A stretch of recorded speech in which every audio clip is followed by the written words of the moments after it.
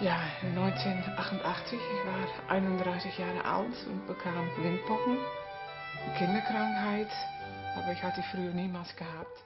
In 1988 I was 31 years old and got the chickenpox, a childhood disease, but I had never had them before, and after a week I thought everything was okay again, but then it really got started. Complications with partial paralysis. It started like this. I felt such a heat all through my body, a really bad headache, a fever, and from one minute to the next, I had no strength at all anymore. Eine Muskelschwäche, dass ich nicht mehr auf meine Beine A stehen weakness of the konnte. muscles, so that I could not stand on my own legs anymore. A heat all through my body, as if somebody had poured hot tea over my arms and legs. I could not bear any fabrics anymore on the inner side of my arms and legs, and I could only lie on my back, propped up, only flat, without any pillows. Gestützt, nur noch platt, ohne Kissen. Whenever I didn't do that, I got a severe pain in my arms, my hips, and my legs. My neck needed to be stabilized with pillows. I had a bad pain in my neck. Nackenschmerzen. Ich war auch allergisch für fast alle Lebensmittel. I was also allergic to almost all foodstuffs. And when I had eaten sugar, for example, I loved sweets, then I felt such a dizziness and fatigue, a weakness in my muscles, and eczemas under my arms and itching. I felt terrible. I could hardly speak anymore, sometimes not at all. I never knew in advance when I would not be able to swallow. Then it all came out of my nose. Aber zu gar nicht mehr schlucken. Nur ich wusste niemals vorher, wann ich nicht mehr schlucken konnte. Kam es aus meiner Nase. Ich konnte nicht mehr schlafen. I could not sleep anymore, had a heart rhythm disturbance, had trouble concentrating. I could not find the right words anymore, and the correct order. Fever, the shakes, diarrhea, and the shakes were so heavy there was like spastic seizures, so that my whole body was shaking, and I was so afraid of that. I never knew how will I get back out of that. I had to be taken care of day and night.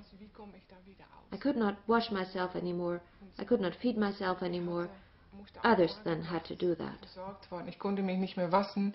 Ich konnte mich selbst nicht mehr füttern. Das haben dann andere gemacht. Und was für mich sehr schlimm war, ist, dass ich...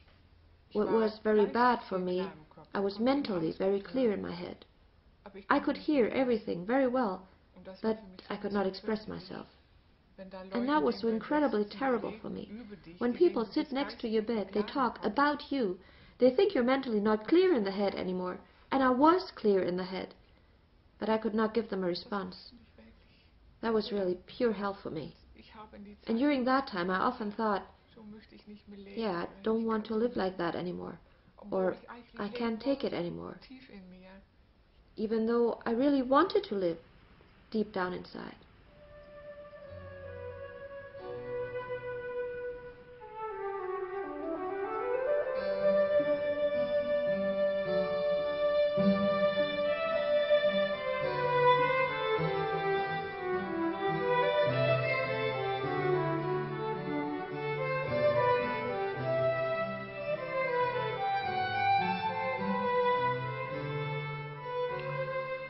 Ja, und dann hörte ich von der Lehre Bruno Gröning durch eine Freundin. And then I heard about Bruno Gröning's teaching from a friend of mine. She had the same disease, also encefalomielite. She sat in a wheelchair, and this friend said, "Here I have something about 1994, and there you can get the healing." I could not believe that something like that could exist. But then I still, after 9 months of brooding, after all I could only lie around and brood, then I thought, what will I do now? And the doctor, a neurologist, said, "I cannot help you. You have to find a different path." And then on June 4th, 1995, I said to myself, okay, now I will do that. I will do what the people told me to do.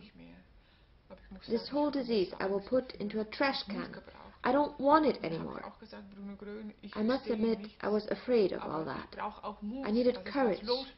And then I also said, "Bruno Gröning, I don't understand anything, but I also need courage so that I can get rid of this, that I dare to let go of the disease." And that's what I did. And right at that moment, I also had a photograph of Bruno Gröning in my hands. Right at that moment, when I did that, some kind of strength went all through me. It went all through my body, exactly as if everything was turned inside out, and I felt such love and such happiness, which I had not felt for a long time. I also cried. Some fear also wanted to come then, but I felt, no, you don't need to be afraid. You received the healing. I knew that. After 3 months, I went to a community hour for the very first time.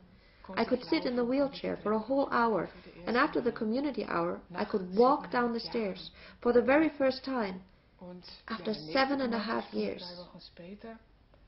At the next community hour, 3 weeks later, I could sit on a normal chair already. That I also had been unable to do for those 7.5 years. I could hardly sit in the wheelchair. And then a few weeks later, there was a conference of the Circle of Friends. And regarding that, at first I'd been afraid to come along, because I also needed a special electrical bed in which I normally lay. For 7 years I could not sleep normally at all, but after I had taken in that strength, I could sleep again for the first time. And then I went along to that conference, and at that conference I then received the full healing. After that, I could once again do everything. I played table tennis, I could roller skate. I played badminton, I went hiking in the mountains. After that, I started to paint with an airbrush. And I also met a lovely man, and am now married.